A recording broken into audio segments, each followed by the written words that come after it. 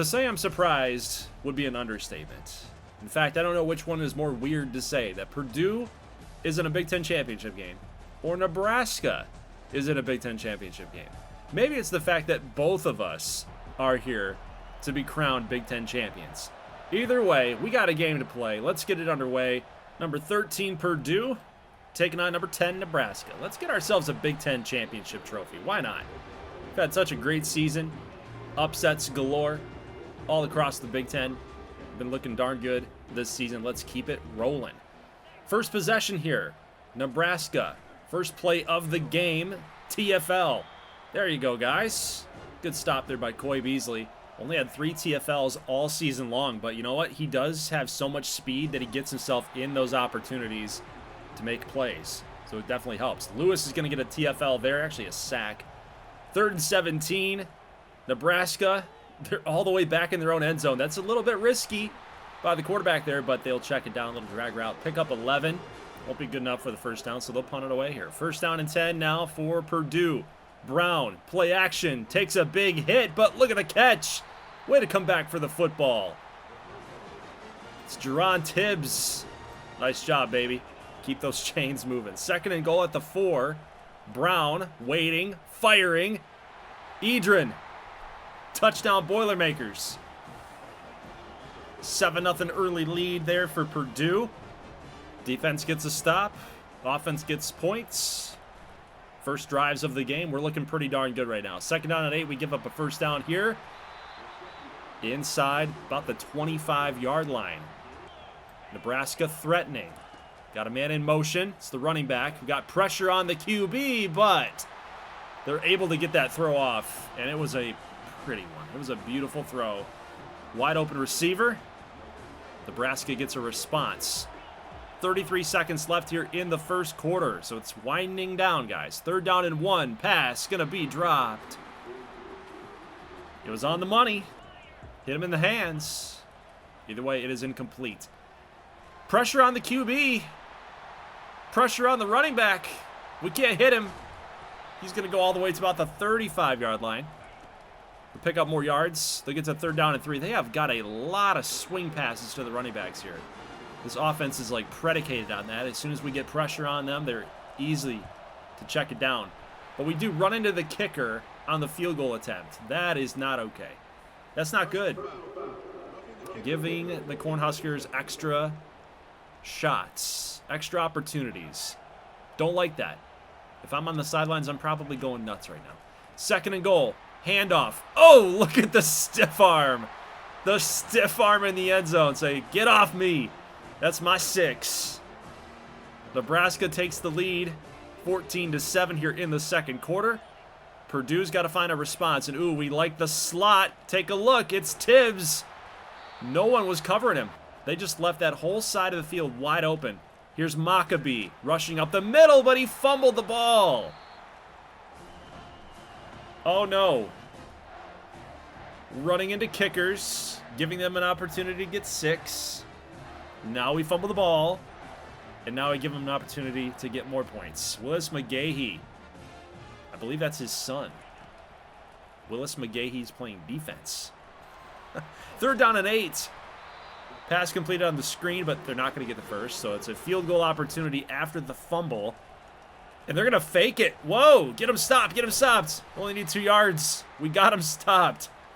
So we keep points off the board, so at least Maccabee's fumble doesn't result in points. That's a blessing. That's a little silver lining right there. 2nd down and 10. Brown dropping back in a fire here. A little drag. It's Tibbs. He's got the first down and more. 22 seconds. 1st and 10. We need 6. Field goal, fine, but I want 7 right here. We do catch this short, obviously. We'll call the timeout here to stop that clock. 2nd and 5. Brown scanning the field, looking for somebody open, and we throw it into triple coverage in the end zone. 2 things you cannot do. Take a sack in that situation and turn it over, because we have points, easy points on the board with at least a field goal. So Purdue is making some mistakes here. We got a fumble. We've got a interception in the end zone. We got running into the kicker. They give him 3 points. It's just not been a very clean game here for the Boilermakers. Pass is going to be caught. That's Tibbs again on the drag. He's been open a lot, especially on that play. 1st and 10.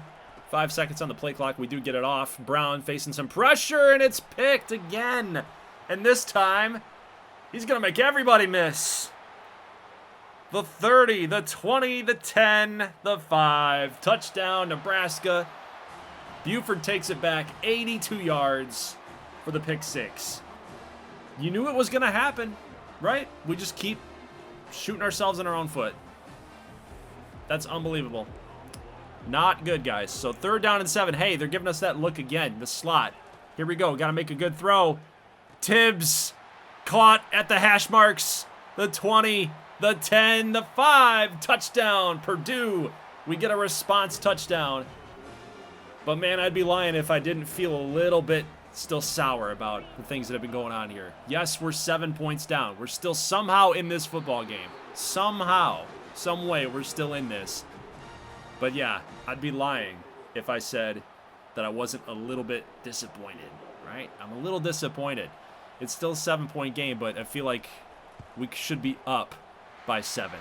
Instead, it's a field goal for Nebraska, 24-14, so they're up by 10.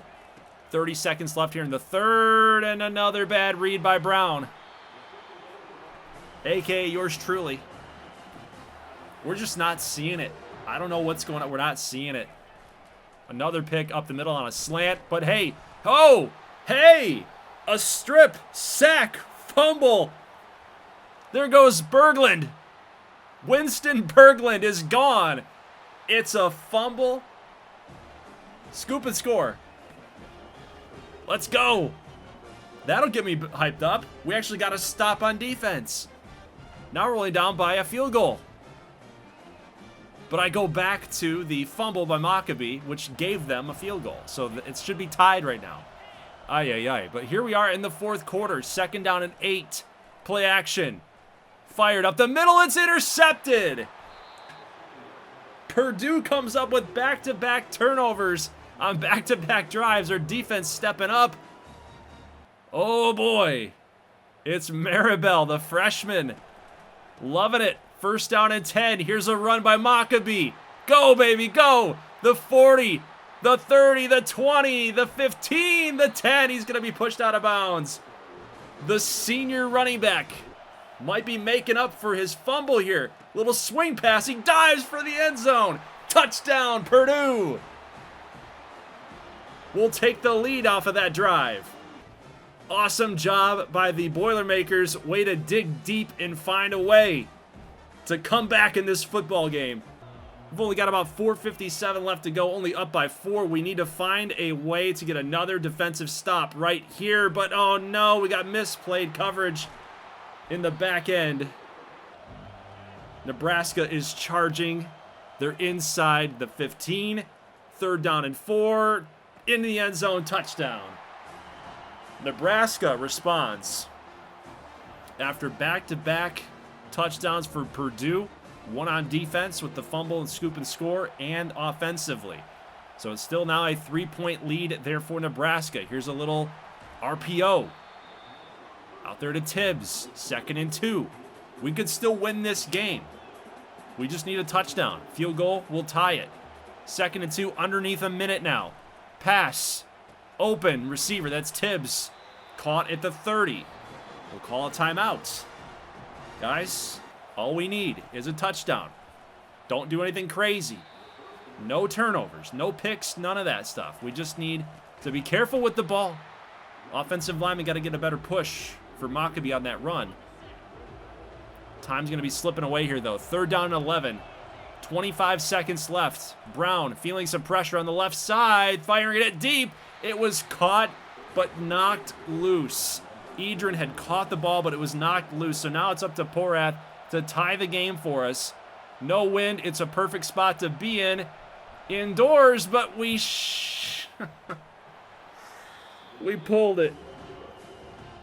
We pulled it. We pulled an Ohio State kicker at midnight. We pulled it. We pulled it. Nebraska is going to win this game. And they will be crowned Big Ten champs. We gave it away, honestly. We gave it away. And I usually don't say that. I don't say that very lightly, you know? If this was real life, if this was happening in real life, I'd probably say the same thing. We gave it to them. We gave it to them. We had way too many mistakes. But such is life, right? Such is a rebuild like this one. This is not going to be an easy rebuild. We've made some big changes here to the program. We've gotten some big upset victories, able to convince some of these recruits, these top-end recruits, that this is a place to be, right? We did get the cornerback I mentioned to you guys, that Isaac Mintz. Got some really good speed. Looks like he's going to be a fine corner for us down the road. But we will have to wait until next season, potentially, to be crowned Big Ten champs. We had an incredible season. Basically worst to first. Well, worst to second in this case. So we'll head out here to the bowl game. It's the Holiday Bowl against Syracuse. And these will be very, very quick cut highlights just to see if we can kind of shake off that Big Ten loss and then find a way to get a bowl game victory, because we need it. We need to get our spirits back up. But Ryan Brown still continuing to throw interceptions here. We're just not really making some good reads right now. 3rd down and 10. Syracuse, they could be running for that. Quarterback has some legs, got some speed. That's Del Rio Wilson. He can run a little bit. But he decides to throw it out of bounds. So it's a 7-6 game, and Brown completely misses Maccabee. That was a walk-in touchdown right there. So Porath will have to come on and redeem himself here for a little chip shot field goal. But it's not easy. It's 12-mile-an-hour winds, not 17-mile-an-hour like the one game that we had where he completely whiffed against Michigan. But it's 10-6, 3rd and 5, Syracuse. There's a little pressure on Del Rio Wilson. Going to throw that out of bounds. 3rd quarter here late. Play action. Brown dropping back. Going to fire out here to Edrin with the catch. Nice job. Nice pitch and catch here. Little RPO action. Here's Tibbs. Going to make that grab. We're moving the chains. 3rd down and 7. Pass. Incomplete. Another bad read by Brown. Could have been picked. But Jabity Jr. Is it Jabity? I haven't been following Syracuse football. Is it Jobity? Jabity? Somebody in the comments is going to have to let me know. But Porath going to bang that one through. It's 13-6. It is a touchdown game. But Purdue's defense able to get a stop right here. Anthony Brown with that tackle. So they'll punt it away, actually, with 3:20 left to go here. Pass going to be caught. That's completed. Rigby is out to about the 11. That's a good read by Brown. He's kind of bipolar. He makes some really good reads, and then other times he makes some very poor reads. But Tibbs is in the end zone. Touchdown, Purdue. Little wide receiver run. Love those inside the goal line. Love that play. Got to utilize his speed to get to the edge. Nice play. Purdue's up 20-6. They'll get a touchdown. The Orange, they'll respond. It'll be 20-13. But, guys, that's pretty much going to do it. Minute 35. Syracuse only has one more timeout. They'll use it after the first down gained by Maccabee, and we'll just go ahead and kneel it. And Purdue, our bowl game champs for the first time since 2021 after victory over Tennessee 48-45. So a little Purdue history for you guys. Actually, they made it back in 2023 to a bowl game and got absolutely shellacked by LSU. In fact, the score of that game was 63-7. And that might have been maybe a sign of things to come, as this offense in 2024 didn't do anything. Real life, I'm talking. Rico comes in here, replaces Ryan Walters. He's a bowl game winner.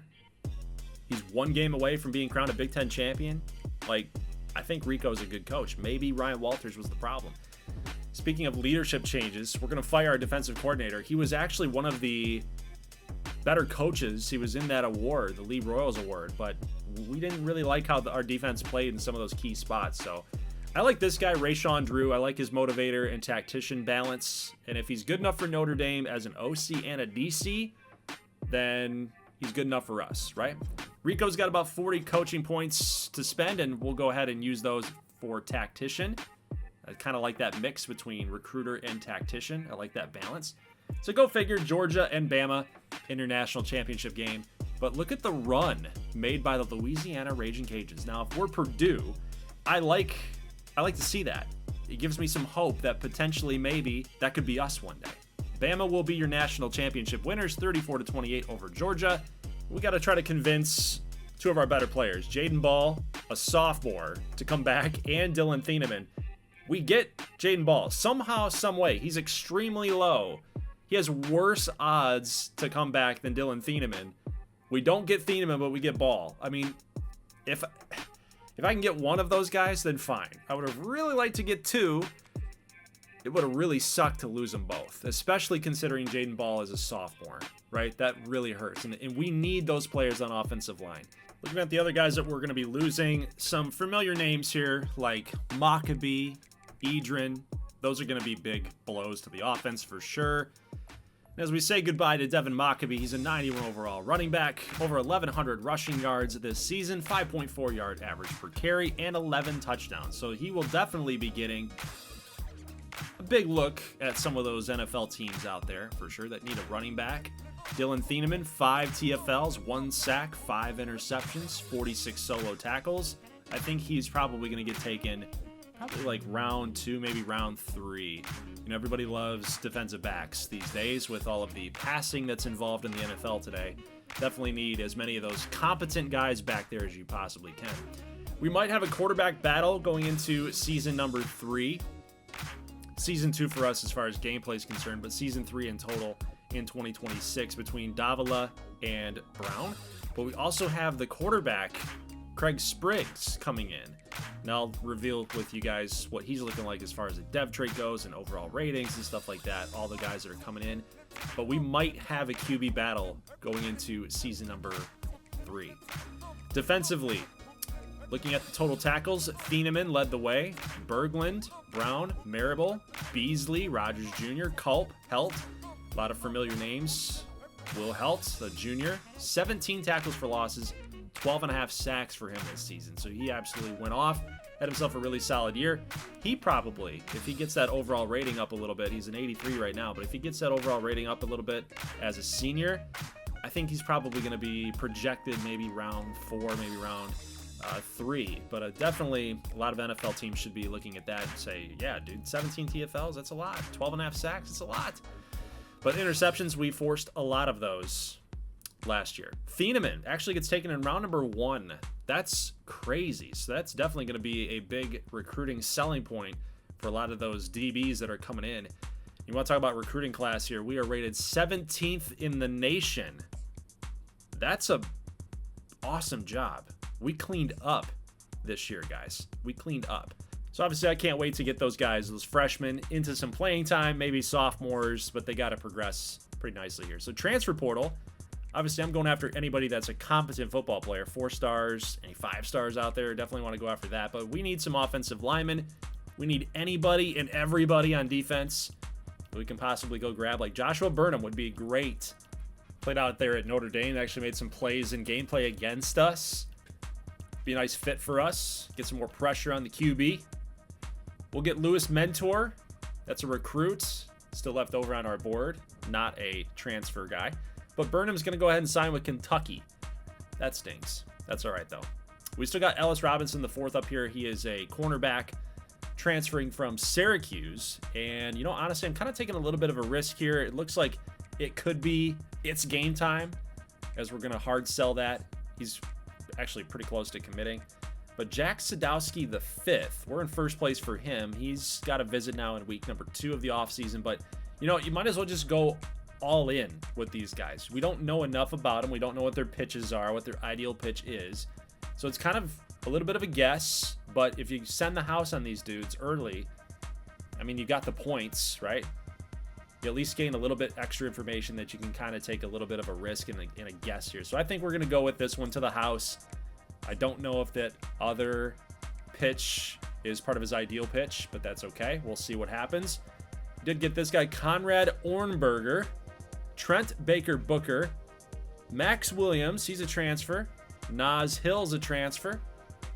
We're doing pretty good. Andrew Page is also a transfer here. Jack Sadowski the 5th, that's a good get for us too.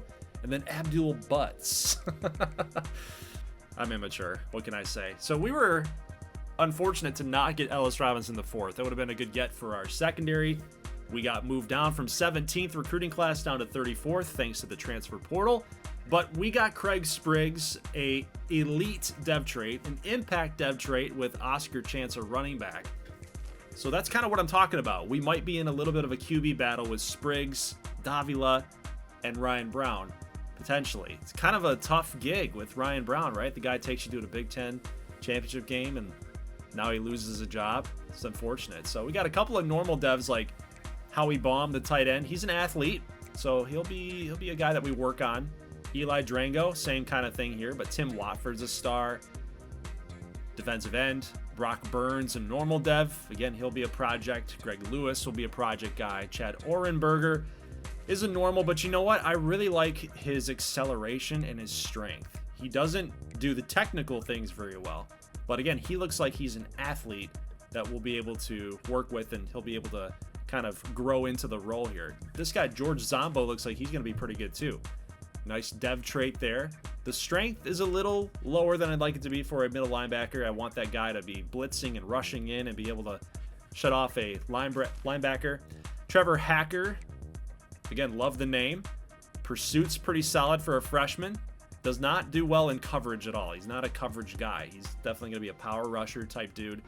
So I'm excited to utilize him. Dexter McCants, one of our top guys at the very beginning of this season. We were looking at this dude as a guy that we wanted very early on.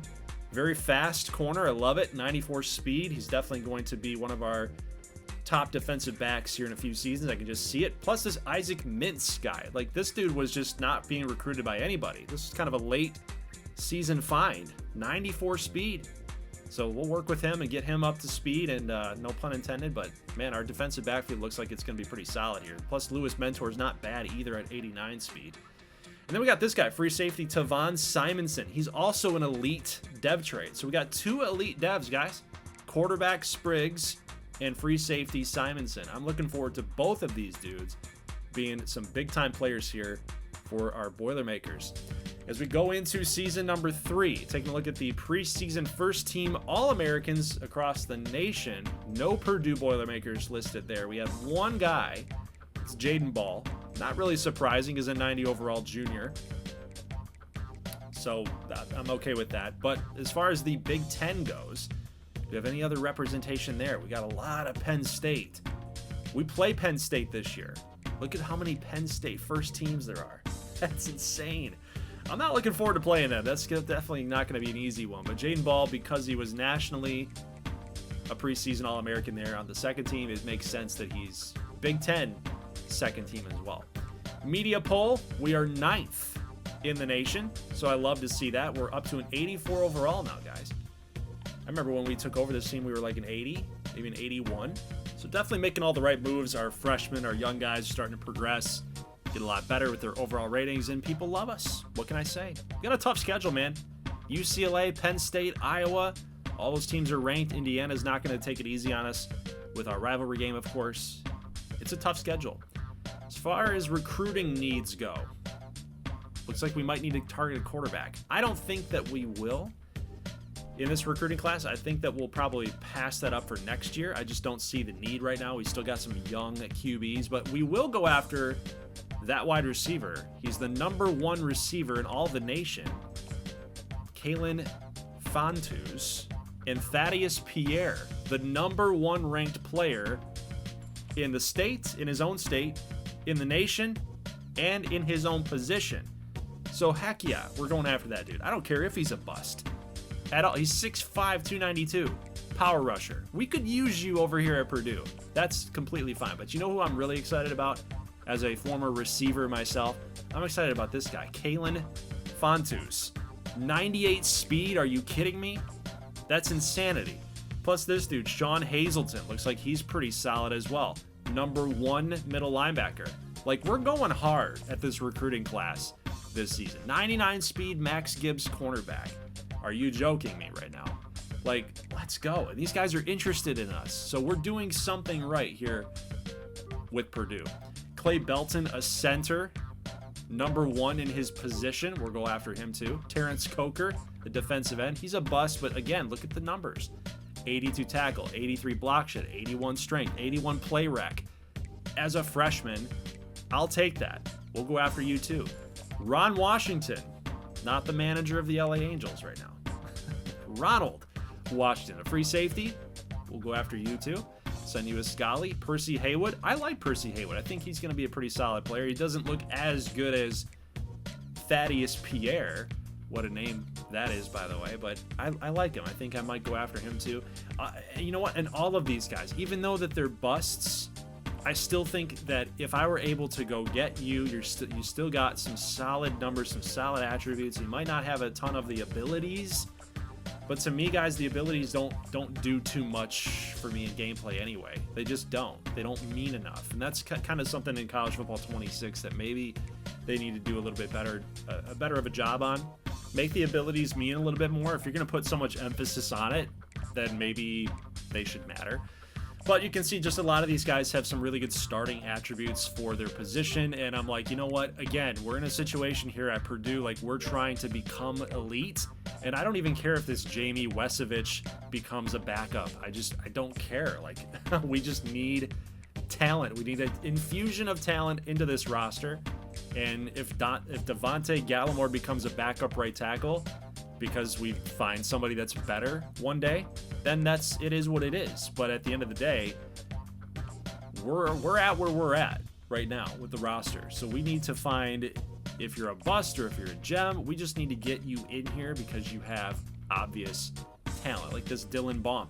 And actually, it really helps us out here too, because most of the CPU will be like, they're a bust. We don't really want them. We don't want those guys, right? Come over to Purdue. We'll take you. We'll take you. Heck yeah, we'll take you. So left guards, offensive linemen, that's going to be a big focus point for us this season. Defensive line, a lot of linebacker play. That's going to be a big one. We don't need a lot of wide receivers. I think I only targeted a couple, but that Fantus guy was he was really speaking to me.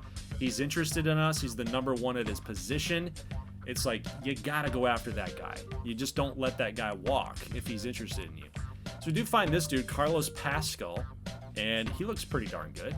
I mean, look at his abilities. He's already got a silver strong grip right there. I love that. Jadarius Corner, another tackle, but he's on the right-hand side. He's a gem. Got good size to him. Like that. Play action shield. So yeah, we'll definitely offer these guys a scholarship and get them potentially signed up as a Boilermaker. And we've still got points left to go. So we'll go ahead and use those on some other guys like this dude, Fetu Tupu. Fetu Tupwo. It's probably Tupwo. He's a coverage linebacker. He's a gem. He's looking pretty good. Like that, 4-star gem. He's definitely going to be sought after. Like, these linebackers don't just grow on trees. Del Townsell. He's got some good starting attributes as well as a freshman, so I like that. So we'll offer him a Scully as well. So I'm just kind of getting you guys familiar with some of these guys before we kind of advance through season number 3 and start seeing them sign up with us or go elsewhere. Like, we want to kind of get an idea of who these players are and what their boards are looking like, right? So Fantus, we're doing well with him right now. And I'm kind of employing the strategy where I don't really go after one guy really hard. I kind of spread the love a little bit, and I work in stages. Because like with Jadarius Corner, like, we're in clear-cut first place. He's not even in his top 5 yet. So we might as well pull off on him for now and use those points elsewhere where guys are like ready to start making their decisions and making those cuts, you know? Guy that's really ready to start trimming down to his top 5. Like, you can see kind of the writing on the wall. You want to be able to stay within the race. That's kind of where I'm at with this recruiting process here. So it's kind of the strategy that I'm going to deploy, and we'll see how it works for this season, because we are targeting a ton of guys in top 5 of their own position, which those guys are going to be sought after. You know, this is not going to be a very easy class to go reeling in, like Percy Haywood, Coker, Fantus, Thaddeus Pierce, the DT, right? We're probably not going to get all of them, But I also don't want to spend all my points and put all my chips on one guy or one or two guys and then have it fail when I could have spread the love a little bit and figured out where we are with other players. Now this dude, so Pierre, it's been a couple weeks. We're already into season 3, so I've already kind of advanced. We're through some bye weeks and whatnot. I thought about pulling him off. I thought about taking him off the list. We haven't even cracked the top 10 yet. So I don't know what that's all about, but we're going to keep him on. We're going to send the house on him. We're going to keep him on. And I'm actually really liking where we are with the linebackers and the point spread right there, the hours, if you will. So I'm good with that. Not going to change anything for the outside linebackers, but we will pull off some on the middle linebackers. And again, maybe apply some here to corners and some DBs. But you can kind of see the strategy going forth here. So we'll pull off some points on Brooks because we're already in that stage. We're looking solid. We'll pull off some here on Gibbs. We'll only pull off 5. And we can use those elsewhere. You know, we can use those elsewhere. Like this guy for Jamie Wesovich. We're not really high up on his board. So we'll pull off friends and family and we'll go send the house, right? So that's kind of the strategy that I'm using for recruiting this pretty potentially high-end draft class. We'll start off next season against Washington at home. It's kind of crazy we start off Big Ten play in week number 1. Pretty nuts.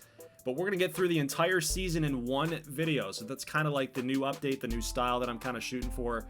So hopefully you guys hang on, buckle in. We're going to be in for a wild ride here for season number 3. Leave a like if you like this thing, guys. I'll see you in the next one. As always, thank you so much for watching, and peace.